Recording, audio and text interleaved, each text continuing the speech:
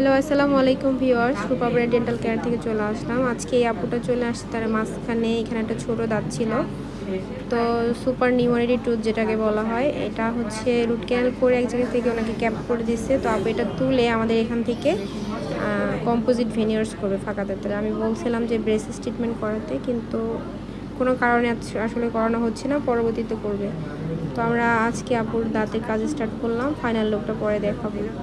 আমাদের এই পেশেন্টের সামনে দুই দাঁতের মাঝখানে একটা ছোট দাঁত ছিল, ওইটা আমাদের ডক্টর ফারজানা ইয়াসমিন ম্যাম তুলে দিল অনেক সুন্দর করে, ব্যথা ছাড়া। এখন মাঝখানে যে একটা ছোট ফাঁকা আছে, এটাকে আমরা রিমুভ করে দিব। Thank you.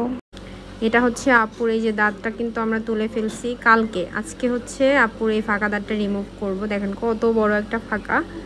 তো আমি বলছিলাম আপু ব্রেসেস করে নেন, আপুর কোনো সময়ের কম, তাই না আপু? সময়টা কম, এই জন্য আর কি ফাঁকা দাঁতে ট্রিটমেন্টটা করে দেখবে। আচ্ছা, আপনারা সাথে থাকুন, সবাই দেখতে চাচ্ছেন এই ভিডিওটা, ফাইনাল লুকটা কেমন হয়। তো সাথে থাকুন, সম্পূর্ণ ভিডিওটা দেখতে থাকুন। যারা যারা ওনার ফাইনাল লুকটা দেখতে চাচ্ছেন, এই যে দেখেন ওনার ফাইনাল লুকটা। এখানে কালো হওয়ার কারণ হচ্ছে না, দাঁতটা কিন্তু কালকে রিমুভ তোলা হয়েছে, এই জন্য রক্তটা জমাট হয়ে আছে। এটা আস্তে আস্তে ঠিক হয়ে যাবে। দেখেন কত বড় একটা স্পেস, কত সুন্দর করে ঠিক করা হলো। প্রায় 2 ঘন্টা টাইম লাগছে। আপু আগে থেকে কি ভালো হয়েছে না? হ্যাঁ, আগে থেকে ভালো হয়েছে। কি চিন্তা করতেছো? একটু ভারী ভারী লাগে, আনইজি ফিল লাগে, আস্তে আস্তে ঠিক হয়ে যায়। হাসি দাও।